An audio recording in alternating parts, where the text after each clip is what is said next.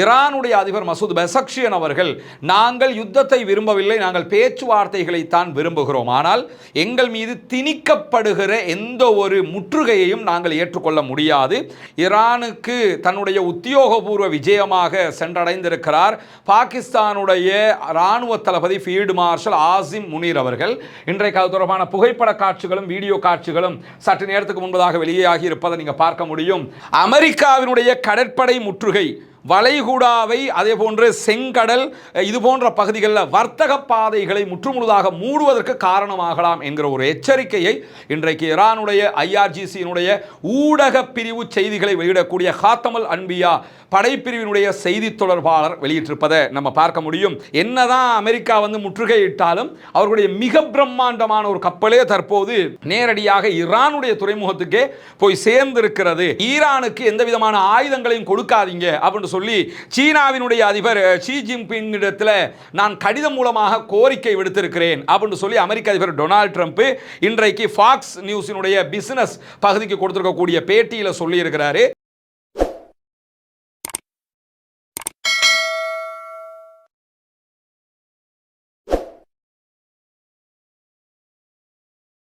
அன்புக்கினிய சகோதர சகோதரிகளே, நம் அனைவர் மீதும் ஏக இறைவனுடைய அமைதியும் கருணையும் உண்டாகட்டுமாக என்கிற உயரிய பிரார்த்தனைகளோடு பாலஸ்தீன மீதான இஸ்ரேலிய ஆக்கிரமிப்பு இராணுவத்தினுடைய 2 ஆண்டு கால யுத்தம் ஒரு யுத்த நிறுத்தமாக மாற்றப்பட்டு இன்றோடு 187வது நாட்களை கடந்து கொண்டிருக்கக்கூடிய இந்த சூழலில் ஈரான் மீதான அமெரிக்க இஸ்ரேலிய ஆக்கிரமிப்பு இராணுவங்களுடைய ஆக்கிரமிப்பு தாக்குதல்கள் 40 நாட்கள் நடந்ததற்கு பிறகு ஒரு இடைநிறுத்தம் தற்போது நடைமுறையில் இருக்கிறது. யுத்தம் இல்லாத இடைநிறுத்தமாக இருந்தாலும் ஹொர்முஸ் ஜலசந்தி முழுவதுமாக ஈரானால் முற்றுகையிடப்பட்டிருக்கிறது.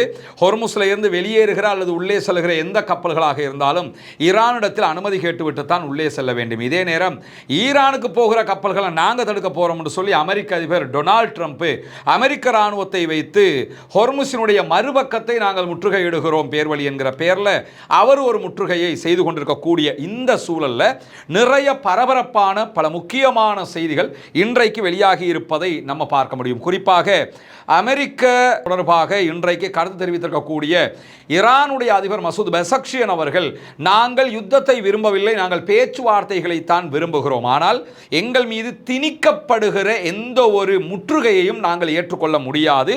குறிப்பாக எங்களை பொறுத்தவரையில் அமெரிக்காவினுடைய விருப்பங்களை நாங்கள் ஏற்றுக்கொள்ள முடியாது, எங்களுடைய சுய விருப்பங்களைத்தான் அமெரிக்கா ஏற்றுக்கொள்ள வேண்டும், எங்களிடத்தில் எதையும் திணிக்க வராதீர்கள் என்கிற செய்திகள் அவர் சொல்லியிருக்கிறார். நேற்றைய தினம் இதே வார்த்தை அவரே பிரான்சினுடைய அதிபர் மெக்ரானிடத்திலையும் சொல்லி இருந்தார்.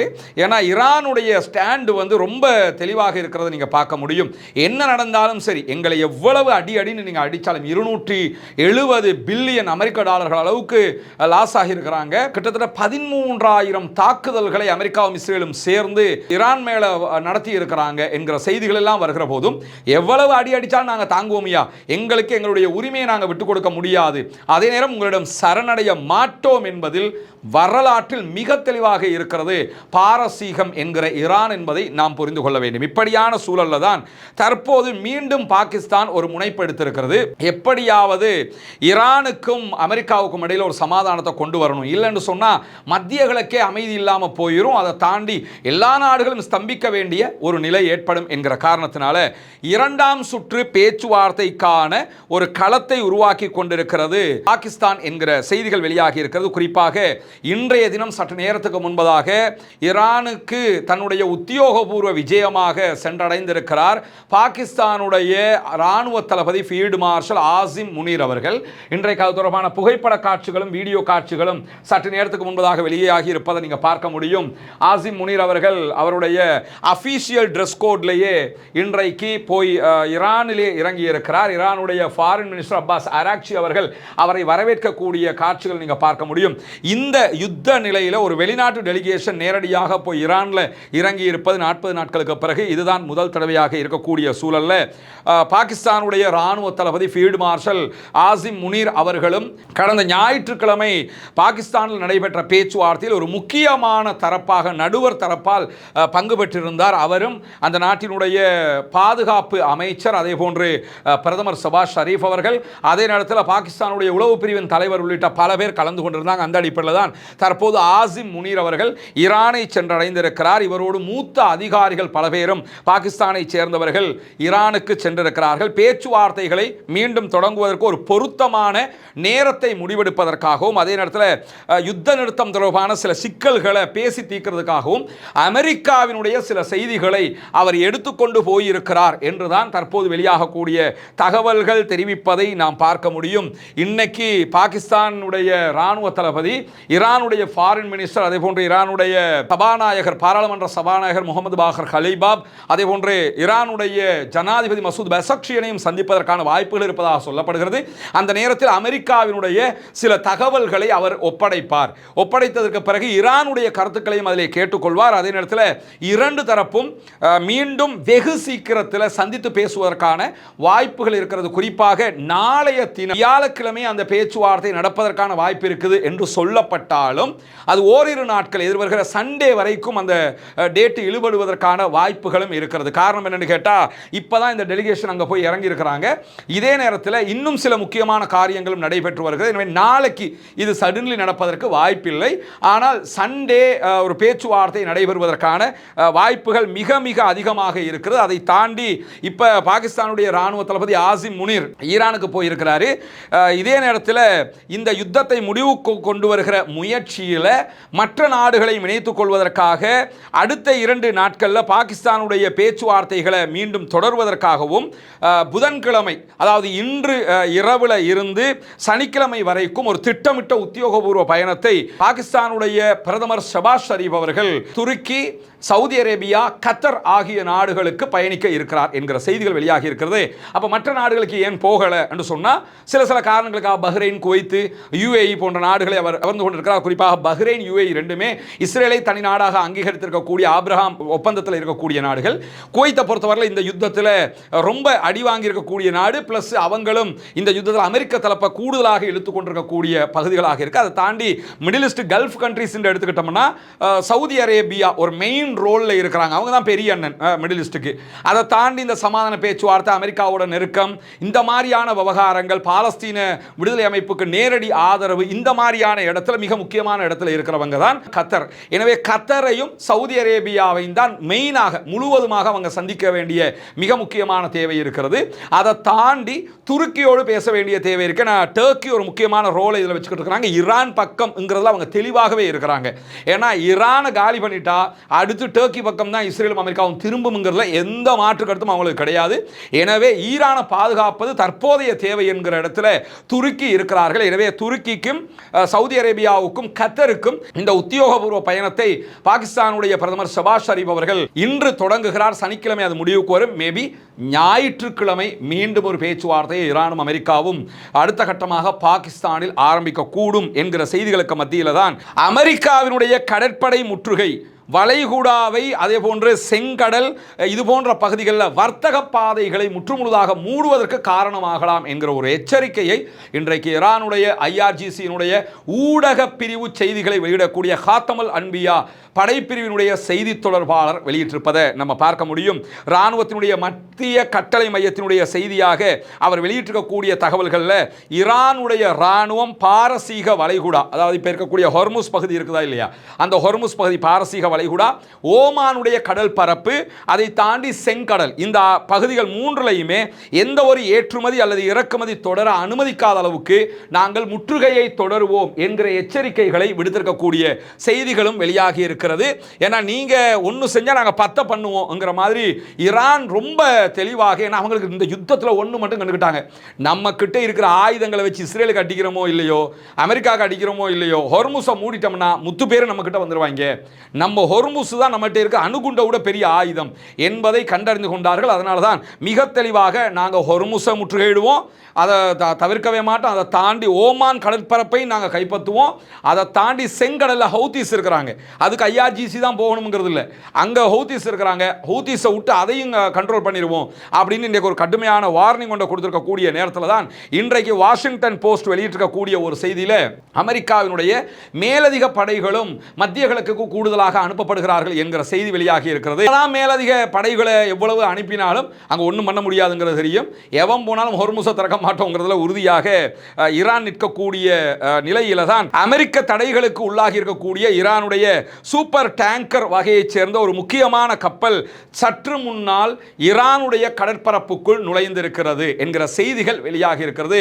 இங்க நீங்க பார்க்கலாம், ஈரானுடைய கடற்படையைச் சேர்ந்தவர்கள் கப்பல்களை முற்றுகையிடக்கூடிய காட்சிகளாக இருக்கிற அதே நேரத்தில் ஒரு மிக முக்கியமான சூப்பர் டேங்கர் வகையைச் சேர்ந்த ஒரு கப்பல் இன்றைக்கு அதில் உணவு தானியங்கள் நிறைய போயிருப்பதாக சொல்லப்படுகிறது. ஈரானுக்கு கொண்டு போகக்கூடிய உணவுப் பொருட்களை ஏற்றிச் செல்கிற ஒரு பாரிய கப்பல் இது வளைகுடா பகுதிகளுக்குள்ள நுழைஞ்சு ஹொர்முஸுக்குள்ள நுழைந்ததற்கு பிறகு இமாம் ஹொமைனி துறைமுகத்தை நோக்கி சென்று கொண்டிருக்கிறது என்கிற செய்திகள் வெளியாகி இருக்கிறது. ஹொமைனி அவர்களுடைய பெயரில் இமாம் ஹொமைனி என்கிற ஒரு துறைமுகம் அங்கே இருக்கிறது. அந்த துறைமுகத்தை நோக்கி போய்கொண்டிருக்கிறது என்று சொல்லி ஈரானுடைய ஃபார்ஸ் நியூஸ் ஏஜென்சி வெளியிட்டிருக்கக்கூடிய செய்திகளை அல் ஜசீராவும் உறுதிப்படுத்தி சொல்லியிருக்கிற அதே நேரத்தில் இன்றைக்கு ஈரானுடைய உள்துறை அமைச்சர் ஒரு செய்தியை வெளியிட்டிருக்கிறார். 8000 கிலோமீட்டர்கள் நிலம் அதே போன்று கடற்பரப்பை கொண்டிருக்கக்கூடிய ஈரானை பொறுத்தவரையில் எந்த ஒரு முற்றுகையும் எங்களுக்கு தடுக்காது, உங்களுக்கு பலனளிக்காது அப்படின்னு இருக்காரு. 8000 கிலோமீட்டர் பரப்பளவுக்கு தரை வழியும் இருக்கிறது, கடல் வழியும் இருக்கு. நீங்க ஒரு பகுதியை மூடினா இன்னொரு பகுதியால் எடுப்போம், அந்த பகுதியை மூடினா இன்னொரு பகுதியால் எடுப்போம். எங்களை நீங்க தடுக்க முடியாது. எங்க கப்பல் வெளியே போகும், உள்ள வரும். யாருக்கு பிரச்சனைடா? யுஏக்கு பிரச்சனை, சவுதிக்கு பிரச்சனை, கத்தருக்கு பிரச்சனை, துபாய்க்கு பிரச்சனை, அதே போன்று குவைத்துக்கு பிரச்சனை, ஈராக்குக்கு பிரச்சனை, எல்லாத்தையும் தாண்டி இஸ்ரேலுக்கு பிரச்சனை, உலகத்துக்கே பிரச்சனை. நாங்கள் அவங்களுக்கு விட மாட்டோம், நாங்கள் எதையும் பண்ணிக்கிடுவோம். எனவே நாங்கள் சொல்றதை நீங்கள் கேட்டால் மட்டும்தான் இது முடிவுக்கு வரும் என்று மிக தெளிவாக சொல்லியிருக்கிறார்கள். என்னதான் அமெரிக்கா முற்றுகையிட்டாலும் அவர்களுடைய மிக பிரம்மாண்டமான ஒரு கப்பலே தற்போது நேரடியாக ஈரானுடைய துறைமுகத்துக்கே போய் சேர்ந்திருக்கிறது என்கிற செய்திகளுக்கு மத்தியில் தான் ஈரானுடைய யுத்தத்தில் எப்படியாவது பிரிட்டானியாவை இணைச்சிடணுங்கிறதுல அமெரிக்க அதிபர் டொனால்ட் ட்ரம்ப் கங்கணம் கட்டிக்கிட்டு கீழே இறங்கியிருக்கிறார். என்ன வெக்கமான ஜூடி சொல்றேன், எது இல்லாமல் போனாலும் பரவாயில்லை, எப்படியோ பிரிட்டனை நம்ம சேர்த்துறோம். ஏன்னா பிரிட்டன் இல்லாமல், ஐரோப்பிய நாடுகள் இல்லாமல் எந்த யுத்தத்தையும் அடுத்த கட்டம் போக முடியாது. வளமையில் அமெரிக்காக்காரன் என்ன பண்ணுறதுன்னு கேட்டால் இந்த இஸ்ரேலுடைய பேச்சை கேட்டுக்கிட்டு அவங்க கவுத்த கொடுப்பாங்க. இந்த ஆள் சாப்பிட்டுருவாப்ல, சாப்பிட்டுட்டு என்னன்னு கேட்டால் ஏதாவது ஒரு யுத்தத்துக்கு போக வேண்டியது, போனதுக்கு பிறகு அதில் செலவை ஈடுகட்டுறதுக்காக எல்லா யூரோப் கண்ட்ரியையும் இழுத்துக்கிற வேண்டியது. நமக்கு மட்டும் செலவு இல்லை, அவங்களுக்கு தான் செலவு, உங்களுக்கு லாபம் வருதா இல்லையா அங்கிற ஒரு காரணம் சொல்லிக்கிறது. இந்த யுத்தத்தில் ரொம்ப தெளிவாக இருந்துட்டாங்க. நம்ம ஈரானை தேவைக்கு இல்லாமல் சீண்டிட்டோம்னா அவன் UK வரைக்கும் அடிப்பான், அதை தாண்டி ஐரோப்பிய கண்ட்ரி எல்லாத்துக்கும் அடிப்பான். இந்த பக்கம் ஏற்கனவே ரஷ்யாக்காரன் உக்ரைனுக்கு அடிச்சுக்கிட்டு இருக்கிறான். இப்போ நம்ம ஏன் தேவையில்லாமல் இன்னொரு எதிரியை உண்டாக்கிக்கிறோம்? எல்லாத்தையும் விட நம்ம கப்பல் போய் வரணுமா இல்லையா? அதனால் நம்ம தேவையில்லாத சண்டைக்குள்ளே நுழைய வேண்டிய அவசியம் கிடையாது அப்படின்னு சொல்லிட்டு அவங்க உள்ள நுழையாமல் விட்டதோட திரும்ப திரும்ப ஸ்டாமருக்கு எதிராக, பிரிட்டன் பிரதமருக்கு எதிராக மிக கடுமையான வார்த்தைகளை பயன்படுத்தி அமெரிக்க அதிபர் டொனால்ட் ட்ரம்ப் பேசும்போது இன்றைக்கு பிரித்தானியாவுடைய பாராளுமன்றத்தில் தன்னுடைய சக பாராளுமன்ற உறுப்பினர்களுக்கு உரையாற்றி இருக்கக்கூடிய ஸ்டாமர் என்ன சொல்றாருன்னு சொன்னா, ஈரானுடைய யுத்தத்தில் சேரணும்னு சொல்லி எத்தனை தடவை அமெரிக்க அதிபர் எங்களை கூப்பிட்டாலும் நான் அதுக்கு கண்ட்ரோல் ஆக மாட்டேன், நான் வரவே மாட்டேங்கிறாரு. தெரிவா, நான் அடிச்சு கூப்பிட்டாலும் வரமாட்டேங்கிறாரு. என்ன சொல்றாருன்னா, ஈரானுடைய யுத்தத்தில் நான் ஏற்கனவே வரமாட்டேன்னு சொன்னதுக்கு என்னை கடுமையாக அவர் விமர்சிச்சிருந்தாரு. அதே மாதிரி பிரிட்டனோட இருக்கக்கூடிய வர்த்தக ஒப்பந்தத்தினுடைய விதிமுறைகளை மாற்றுவோம் என்றெல்லாம் அமெரிக்க அதிபர் எங்களை மிரட்டுறாரு. நீங்க விதிமுறையை மாற்றுங்க, ஒப்பந்தத்தை கேன்சல் பண்ணுங்க, எதை பண்ணினாலும் பரவாயில்லை, நான் உங்களுடைய அச்சுறுத்தலுக்கெல்லாம் அடிபணிய மாட்டேன் என்று சொல்லி அமெரிக்க அதிபருக்கே பதில் சொல்லி இருக்கிறார் பாராளுமன்றத்தில் வைத்து. பிரிட்டானியாவுடைய பிரதமர் மேலதிகமாக சொல்லும்போது ஈரானுடைய யுத்தம் தொடர்பாக எங்களுடைய நிலைப்பாடு ஆரம்பத்திலிருந்து தெளிவாக இருக்கிறது அப்படிங்கிறார். என்ன தெளிவு? இந்த யுத்தத்தில் நாங்க இழுத்துக்கிட்டு போறதுக்கு வழி வச்சிட முடியும், எங்களை தூக்கி உள்ள விடுறதுக்கு அமெரிக்கா ட்ரை பண்ணுது, நாங்க இந்த யுத்தத்துக்குள்ள வரமாட்டோம். காரணம் இது எங்க யுத்தம் இல்லை, இஸ்ரேலுடைய அமெரிக்காவுடைய யுத்தம். உங்க சண்டைக்குள்ள நாங்க எதுக்கு வரணும்? நியாயமான கேள்விதானே. உங்க சண்டைக்குள்ள நாங்க வரமாட்டோம்.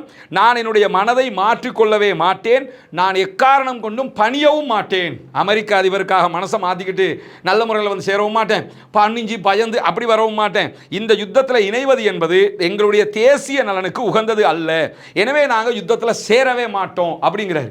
தேசிய உகந்தது அல்லன்னா டியாகோ கார்சியா வரைக்கும் அடிச்சுட்டாங்க. 4000 கிலோமீட்டர் தாண்டி அடிக்கக்கூடிய ஏவுகணை ஈரான் இடத்துல இருக்குது. இந்த யுத்தத்துக்குள்ள யூகே வந்தாங்கன்னு சொன்னால் யூகே வரைக்கும் அடிக்க முடியும் ஈரானுக்கு, ஏன்னா 4000 கிலோமீட்டருக்கு போகும் அது. அதனாலையும் அடுத்ததாக கப்பலை போக விட மாட்டாங்க ஹொர்முஸ்ல, தேவையா இது, அதனால் நான் உள்ள வரலை அப்படின்ட்டாரு. எல்லாத்தையும் தாண்டி என்னதான் இருந்தாலும் அவருக்கு ஒரு கம்யூனிஸ்ட் சிந்தனை இருக்கிறது. அவர் வலதுசாரி ரூட்ல போக மாட்டார், இந்த மாதிரி இடங்களுக்கு போக மாட்டார், இடதுசாரி சிந்தனையோட கொஞ்சம் இருப்பார். அதனாலையும் அவருடைய நிலைப்பாடு இப்படி இருக்கிறத நீங்க பார்க்க முடியும். அதனால தான் பாலஸ்தீனத்துக்குள்ள இஸ்ரேல் என்ற ஒரு நாடு உருவாகுவதற்கே காரணம் இந்த பிரித்தானியா தான். அப்படிப்பட்ட பிரித்தானியா, வீட்டோ பவர் கொண்ட பிரித்தானியா, இந்த 2 வருஷம் பாலஸ்தீன யுத்தத்துக்குள்ள ஸ்டாமருடைய ஆட்சி வந்ததுக்கு பிறகு பாலஸ்தீனத்தை தனிநாடாக அங்கீகரிக்கிறோம்னு அறிவிப்பு விடுத்துட்டாங்க. ஏன்னா ஸ்டாமர் என்னதான் நின்னாலும் அவருக்கு அந்த மாதிரி ஒரு சிந்தனை இருக்குங்கிறதை நம்ம புரிஞ்சுக்கிறோம். ஏன்னா அவர் கம்யூனிஸ்ட் சிந்தனை கொண்டவருங்கிறதுனால அவர்கிட்ட 1000 பிள்ளைகள் அமெரிக்காவோடு இணைந்து போகிற அந்த தன்மைகள் எல்லாம் இருக்கு. ஆனால் இந்த மாதிரி சில வேலைகளும் நடக்கிறது என்பதையும் புரிந்து கொள்ள வேண்டும். அதே நேரத்தில் ஈரானுக்கு எந்த விதமான ஆயுதங்களையும் கொடுக்காதீங்க அப்படின்னு சொல்லி சீனாவினுடைய அதிபர் ஷி ஜின்பிங் இடத்துல நான் கடிதம் மூலமாக கோரிக்கை விடுத்திருக்கிறேன் அப்படின்னு சொல்லி அமெரிக்க அதிபர் டொனால்ட் ட்ரம்ப் இன்றைக்கு ஃபாக்ஸ் நியூஸினுடைய பிசினஸ் பகுதிக்கு கொடுத்திருக்கக்கூடிய பேட்டியில் சொல்லி இருக்கிறாரு. இலங்கையினுடைய கிழக்கு பகுதிகள் பொத்துவில்ல செய்து வரக்கூடிய இஸ்லாத்தை ஏற்றுக்கொண்ட சகோதர சகோதரிகளுக்கான வீடு கட்டும் கட்டுமான பணிகளுக்கு தந்து உதவுங்கள் என்று சொல்லி, ஏன்னா ஜக்காத்தை பெறக்கூடிய தகுதி படைத்த 8 கூட்டத்தாரில் இந்த இஸ்லாத்தை ஏற்றுக்கொண்ட சகோதரர்களும் அடங்குகிறார்கள். அவர்கள் ஏழைகள் என்கிற காரணத்தினால அவர்கள் மிஸ்கீன்கள், அதே போன்று ஃபக்கீர்கள் பட்டியலையும் வருவாங்க. மொத்தத்தில் ஜக்காத் பெறக்கூடிய 8 கூட்டத்தில் 3 கூட்டத்தினுடைய நன்மைகள் அவர்களுக்கு கொடுக்கக்கூடிய உதவிகளால் நமக்கு கிடைத்துவிடும் என்கிற செய்திகளை உங்களுக்கு நம்ம தொடர்ந்து சொல்லிக் கொண்டு வந்தோம். அங்குள்ள காட்சிகளையும் நம்ம காட்டியிருந்தோம். ஏற்கனவே 5 வீடுகளை நம்ம கட்டி கையளிச்சிருக்கிறோம். அந்த காட்சிகள் எல்லாம் தொடர்ந்து நீங்கள் பார்த்து வருகிறீர்கள். அதை தாண்டி இன்னும் 9 வீடுகள் கட்ட வேண்டிய தேவை இருக்கிறது. மொத்தம் 14 வீடுகள் என்கிற தகவல்களை உங்களுக்கு நம்ம சொல்லி வந்தோம். அதற்கான உதவிகளை நீங்கள் தொடர்ந்து வழங்கி வருகிறீர்கள். உங்களுடைய ஜக்காத்து தான தர்மங்களை தந்து வருகிறீர்கள். அந்த அடிப்படையில் தற்போது நம்ம 6வது வீட்டை கட்டுகிற பணியை ஆரம்பித்திருக்கிறோம். அதனுடைய காட்சிகளை தான் நீங்கள் முன்னாடி பார்க்கிறீங்க. நீங்கள் தரக்கூடிய உதவிகளை கொண்டுதான் மக்களுக்கு தேவையான ஏழை எளிய மக்களுக்கு உரிய எல்லா காரியங்களையும் நம்ம பண்ணி வர்றோம். தித்வா புயலுக்கான பணிகளாக இருந்தாலும் சரி, அதற்கு பிறகு வாட்டர் டேங்கை நம்ம ஓப்பன் பண்ணி கொடுத்ததாக இருந்தாலும் சரி, மற்ற எல்லா பணிகளும் நீங்கள் தரக்கூடிய ஜகாத்து தான தர்மங்களை கொண்டு ஏழைகளுக்கு முறையாக செய்யப்பட்டு வருகிறது என்பது உங்களுக்கு தெரியும். அந்த அடிப்படையில் தான் தற்போது அல்ஹம்துலில்லாஹ் 6வது வீடை கட்டுகிற பணியை நம்ம ஆரம்பிச்சிருக்கிறோம். இந்த பணி தொடர்ந்து நடைபெற்று 14 வீடுகள், மீதி இருக்கக்கூடிய 9 வீடுகளும் கட்டி முடிக்கப்பட வேண்டும் என்பதுதான் என்னுடைய பிரார்த்தனையும் நிச்சயமாக உங்களுடைய பிரார்த்தனையாகவும் இருக்கும். எனவே இந்த பணியை சிறப்பாக முடிப்பதற்காக தொடர்ந்தும் உங்களுடைய உதவிகளை வாரி வழங்குங்கள் என்கிற கோரிக்கையை இந்த இடத்திலே முன்வைத்துக் கொள்கிறேன். சீனா தான் ஆயுதங்களை கொடுக்குதாமே என்று சொல்ல, குறிப்பாக இந்த ஸ்டெல்த் வகையான விமானம் F-35, F-15, F-14 இந்த மாதிரி விமானங்கள் இருக்குதா இல்லையா? அதில் குறிப்பாக F-35 எல்லாம் கண்ணுக்கு புலப்படாத அதிவேகத்தில் போய் தாக்கல் நடத்தக்கூடிய விமானங்கள். இதையெல்லாம் இந்த யுத்தத்தில் ஈரான் சுட்டு வீழ்த்தி நீ என்னடா பெரிய ஆள் இந்த மாதிரி காட்டி விட்டாங்க. இதுக்கான இந்த கண்டறியக்கூடிய ரேடார் சிஸ்டம் எல்லாம் சீனா தான் ஈரானுக்கு கொடுத்திருக்கிறது என்கிற செய்திகள் தொடர்ந்து வெளியாகி கொண்டிருக்கு. இதை சீனா மறுத்து கொண்டே இருக்கிறது. ஈரான் எந்த இடத்துலையும் அவங்க தந்தாங்கன்னு சொல்லவும் இல்லை, தரலன்னு சொல்லவும் இல்லை. ஆனால் இந்த யுத்தத்துக்கு இடையில் ஒரு 14-15வது நாட்களை தாண்டும் போது ஈரானுடைய IRGC வெளியிட்ட அறிவிப்பில் என்ன சொன்னாங்கன்னா, இது எங்களுடைய சொந்த தயாரிப்புன்னு தான் சொல்லியிருந்தாங்க. அப்படி சைனாவினுடைய தொழில்நுட்பத்தை எடுத்துக்கிட்டு சொந்த தயாரிப்புன்னு சொல்றதுக்கு வாய்ப்பு ரொம்ப குறைவு. ஆனால் இந்த யுத்தத்தில் எப்படி கரெக்டாக துல்லியமாக அமெரிக்காவுடைய இலக்குகளை அடிக்கிறாங்கிறத பொறுத்தவரையில் வளமையாக கூகுளுடைய தயாரிப்புகளை பயன்படுத்துகிறவங்க அமெரிக்காவினுடைய சார்ந்த தொழில்நுட்பம்ங்கிறதுனால இந்த வாட்டி முழுவதுமாக சீனாவினுடைய தயாரிப்புகள் தொழில்நுட்பங்களை தான் பயன்படுத்தி இருக்கிறார்கள். அதற்கான ஒப்பந்தம் அவர்களுக்கு இருக்கிறது. 25 ஆண்டுகளுக்கு இந்த ஒப்பந்தங்கள் எல்லாம் அவங்க பண்ணி வச்சிருக்கிறாங்க. அந்த அடிப்படையில் இதை பண்ணியிருக்கிறாங்க. இதே நேரத்தில் அமெரிக்க அதிபர் சீனாவினுடைய அதிபருக்கு கடிதம் எழுதியிருக்கிறாரு. நீங்கள் ஆயுதங்கள் எல்லாம் கொடுக்காதீங்கன்னு சொல்லியிருக்கிறேன். அவரும் நாங்கள் அப்படி ஒன்றும் செய்யலை, இனிமேல் செய்யவும் மாட்டோம்னு சொல்லியிருக்கிறாரு. ஆனால் எங்களுக்கு அமெரிக்காவுடைய உளவுத்துறை சொல்லுகிற தகவல் என்னன்னா, இவங்க ஆயுதம் அடுத்து இன்னும் மேலதிகமாக ஆயுதம் கொடுக்க போகிறாங்கன்னு தகவல் வருது அப்படிங்கிறாங்க. ஆனால் சீனாவினுடைய அதிபர் அதை மறுத்திருக்கிறாரு அப்படிங்கிறாரு. சீனாவினுடைய அதிபர் மறுத்திருந்தாலும் அஃபீஷியலாக கொடுக்கறது தானே மறுப்பாங்க. அன்அஃபீஷியலாக வேண்டிய அளவுக்கு கொடுக்க முடியும். சீனாவுக்கும் அவங்களுக்கும் இடையில் வெளியில் பார்த்தா என்ன கப்பல் போகிற மாதிரி இருக்கும். அங்கேருந்து சரக்கு கப்பல் வர்ற மாதிரி இருக்கும். அதுக்குள்ளே என்ன இருக்குதுன்னு யாருக்கு தெரியும்? சீனாவினுடைய கப்பலை எவனா போய் கேட்க முடியுமா? தடுத்து நிறுத்த முடியுமான்னா அதெல்லாம் செய்ய முடியாதுங்கிறதுனாலையும் இந்த மாதிரியான வேலைகளில் சீனா ஈடுபடுவதற்கு நிறைய வாய்ப்பு இருக்கிறது. சீனா எந்த காரணம் கொண்டும் ஈரானை விட்டு கொடுத்துறாத. காரணம் என்ன? ஈரானுடைய 80% எண்ணெய்கள் மூலமாகத்தான் சீனாவுடைய இவ்வளவு பெரிய வளர்ச்சிக்கு அது காரணமாக இருக்கிறது என்பதை தாண்டி மொசாதோடு தொடர்பில் இருந்த 35 பேர்களை இன்றைக்கு கைது செய்திருக்கிறோம் என்கிறது ஈரான். அதெல்லாம் ஒரு விதமான கெட்டிக்காரங்கிறத யாரும் மறுக்க முடியாது. ஒரு பக்கம் அமெரிக்காவோட சண்டை, மறுபக்கம் அரபு நாட்டில் இருக்கக்கூடிய அமெரிக்காவினுடைய எல்லா பேஸுகளுக்கும் அடி, அடுத்த பக்கம் இஸ்ரேலுக்கு அடி, டியாகோ கார்சியா வரைக்கும் சண்டை, யுத்த நிறுத்தம்னா பேச்சுவார்த்தை, நாட்டை கட்டி எழுப்பணும். இப்போ ரயில்வே ட்ராக்கெல்லாம் குண்டு போட்டு அடிச்சிருந்தாங்க. ஈரானுக்குள்ளே இருந்த பல நகரங்களுடைய ரயில்வே ட்ராக்கெல்லாம் மலமலமலமலன்னு செஞ்சு எல்லாருக்கும் போகிறதுக்கு யூஸ் பண்ணுறதுக்கு திரும்ப கொடுத்துட்டாங்க. நம்ம நாடுகளை எடுத்துக்கிட்டால் இன்ன வரைக்கும் தித்துவாவில் பாதிக்கப்பட்ட இடங்களே நம்ம டெவலப் பண்ணுறது கஷ்டம். நம்ம நாட்டினுடைய பொருளாதாரம் அப்படி இருக்குது. அவங்க மலமலண்டு அவங்களுடைய ஆள் பலம், இராணுவ பலம், அவருடைய தொழில்நுட்ப பலம் அந்த அளவுக்கு மலமலன்னு எல்லா ரயில்வே ட்ராக்கையும் போட்டு பொதுமக்களுக்கு தேவையான ஏற்பாடுகள் எல்லாம் பண்ணி கொடுத்துட்டாங்க. அவருடைய கவர்மெண்ட் ஸ்ட்ரக்சர் வந்து அப்படி அத்துப்படி அதே மாதிரி ஸ்டடியாக நிற்கிறாங்க. இந்த மாதிரி எல்லாம் பண்ணி கொண்டிருக்கக்கூடிய நேரத்தில் தான் இடையில் அவர்களுடைய உளவு பிரிவு மொசாதோட தொடர்புள்ள ஒவ்வொருத்தரையும் தேடி தேடி தட்டி தூக்குறாங்க. ஒரு நாளைக்கு 30 பேர் 40 பேர் 50 இப்படி நினச்சி இன்றைக்கி 35 பேரை தட்டி தூக்கியிருக்காங்க. 35 பேரை தட்டி தூக்கியிருக்காங்கன்னா அவ்வளோதான் கதம்னு அர்த்தம். ஏன்னா அங்கே நாட்டுக்கு எதிராக எவன் சூழ்ச்சி பண்ணினாலும் அந்த வேலையை பண்ணுவாங்க. எந்த நாடும் அதை தான் பண்ணும். தேச துரோகத்தில் ஈடுபட்டால் அதற்கு என்ன தண்டனை? எல்லா நாடுகளிலும் ஒரே தண்டனை தான். எனவே அதை தாண்டி இன்றைக்கு வெளியாக இருக்கக்கூடிய இன்னும் ஒரு முக்கியமான விவகாரம் என்னென்னா, இந்த ஹிஸ்புல்லாக்களோடு நேரடியான ஒரு யுத்தம் நடைபெற்று கொண்டிருக்கக்கூடிய சூழலில் இஸ்ரேல் வேறு விதமாக லெபனானோடு ஒரு ஒப்பந்தத்தை செய்து கொள்ள விரும்புகிறது. காரணம் என்னென்னு கேட்டால், லெபனானோடு நேரடியாக இஸ்ரேல் ஒரு ஒப்பந்தத்தை பண்ணிட்டாங்கன்னு சொல்லி சொன்னால் லெபனானுக்கும் இஸ்ரேலுக்கும் ஒப்பந்தம் என்று வந்து ஈரானுடனான ஒப்பந்தத்தில் லெபனான் சேர்க்கப்படாது. ஈரானோட ஒப்பந்தம் பண்ணிட்டாங்கன்னு சொல்லி சொன்னால் ஈரானோட அமெரிக்கா பண்ணுகிற ஒப்பந்தத்தில் லெபனானையும் சேர்த்துட்டாங்கன்னா அதில் பெரிய ஒரு ப்ளஸ் இருக்குது லெபனானுக்கு. என்ன ப்ளஸ்ன்னு சொன்னால், லெபனான் மேலே எப்போ அட்டாக் பண்ணினாலும் ஈரான் மேலே அட்டாக் பண்ணின மாதிரி ஆகிரும். எனவே லெபனான் மேலே இஸ்ரேல் அடித்தா உடனே ஈரான் வந்து நின்றும், யுத்த நிறுத்த மீறல்னு. அந்த பாதுகாப்பை ஈரான் கொடுக்க பார்க்குறான். ஆனால் இந்த லெபனான் அரச கட்டமைப்பை அமெரிக்காக்காரனும் இஸ்ரேல்காரனும் சேர்ந்து கிறுக்கனாக்கி என்ன பண்ண பார்க்குறாங்கன்னு சொல்லி சொன்னால், நீங்கள் அவங்களோட போயிடாதீங்க, நம்ம ஒரு ஒப்பந்தம் பண்ணிக்கிறோம், உங்களோட ஒப்பந்தம் பண்ணால் தான் எங்களுக்கு நினைச்சது உங்களை வந்து அடிக்கலாம்ங்கிறதுக்காக இதை செய்ய பார்க்குறாங்க.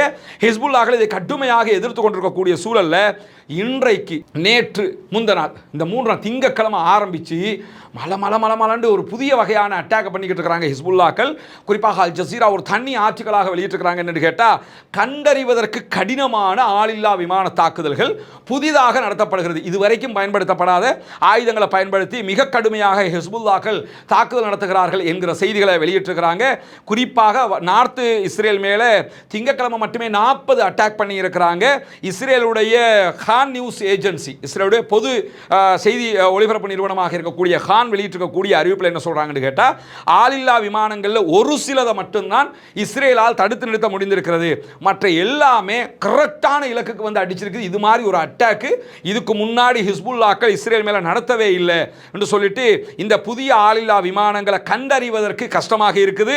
கட்டிடங்களுக்குள்ள கூட தந்திரமாக உள்ள நுழைஞ்சு அட்டாக் பண்ணுது, எங்கேயுமே முட்டி மோதாம தந்திரமாக அது சென்சாரை கவனித்து போகக்கூடிய ஒன்றாக இருக்கு. 5 கிலோ வரைக்கும் வெடிமருந்துகளை சுமந்துக்கிட்டு போகும். டசன் கணக்கான கிலோமீட்டர்கள் பயணிக்க முடியும். அதுக்கு இவ்வளவுதான் போக முடியும் இல்லை, நிறைய தூரங்கள் போக முடிகிற ஒரு முக்கியமான ஆளில்லா விமானமாக இந்த விமானம் இருக்கு. இதை பயன்படுத்தி இந்த அட்டாக் எல்லாம் பண்றாங்கன்னு திங்கட்கிழமை மட்டும் கிரியாத் ஷமோனா, டொவேவ், மெட்டுல்லா, ஷெலோமி, இஃப்தா, பெய்த் ஹிலல், கிரியாத் ஷமோனா, மாக்லியேட் இந்த பகுதிகள் மேலெல்லாம் அட்டாக் பண்ணியிருக்கிறாங்க. அதை தாண்டி மிஸ்காவ் ஆம், காஃபர் கிலாதி, அவிவிமானில், அதே போன்று த்ரிபோரியாஸ், அமியாட் உள்ளிட்ட இடங்கள் இருக்கக்கூடிய ராணுவ தளங்கள் மேல சரமாரி அட்டாக் பண்ணியிருக்கிறாங்க. அதற்கு பிறகு மெத்துல்லா, நஹாரியா, ஹனிதா, மல்கியா உள்ளிட்ட பகுதிகளிலையும் சரமாரி அட்டாக், எல்லாமே கரெக்டாக பொசிஷனில் அட்டாக் விழுந்திருக்கு. இஸ்ரேலுடைய ஹான் நியூஸ் ஏஜென்சியை இதை சொல்லியிருக்கிற அதே நேரம் தெற்கு லெபனானில் இருக்கக்கூடிய இஸ்ரேலிய ஆக்கிரமிப்பு ராணுவம் பதுங்கி இருக்கக்கூடிய ஐன் எபல், பயாதா, பின்த் ஜபல், ரஷாஃப் ஆகிய பகுதிகளில் எல்லாம் மிக கடுமையான தாக்குதல்கள் நடைபெற்றிருக்கக்கூடிய செய்திகள் இன்றைக்கு வெளியாகி இருக்கிற அதே நேரத்தில் லெபனானில் யுத்த நிறுத்தம் விரைவில் ஏற்படக்கூடும் என்று சொல்லி ஹிஸ்புல்லாக்களுடைய செய்தி தொடர்பாளராக இருக்கக்கூடிய பாராளுமன்ற உறுப்பினராக செயல்படக்கூடிய இப்ராஹிம் மூசாவி ராய்ட்டர் செய்தி நிறுவனத்துக்கு இன்றைக்கு விடுத்திருக்கக்கூடிய செய்தியில் சொல்லி இருப்பதை நம்ம பார்க்க முடியும். எனவே தொடர்ந்தும் இந்த தாக்குதல்களை மிக கடுமையாக நடத்தி கொண்டிருக்கிறது ஹிஸ்புல்லாக்கள் என்கிற செய்திகள் வெளியாகி இருக்கிறது. இருக்கிறதுக்கு மத்தியில் தான் இந்த பேச்சுவார்த்தைகள் எல்லாம் நடைபெறுவதற்கான திட்டங்கள் வகுக்கப்படுகிறது. மேபி ஞாயிற்றுக்கிழமை மீண்டும் இரண்டாம் கட்ட பேச்சுவார்த்தைகள் நடத்தப்படலாம்.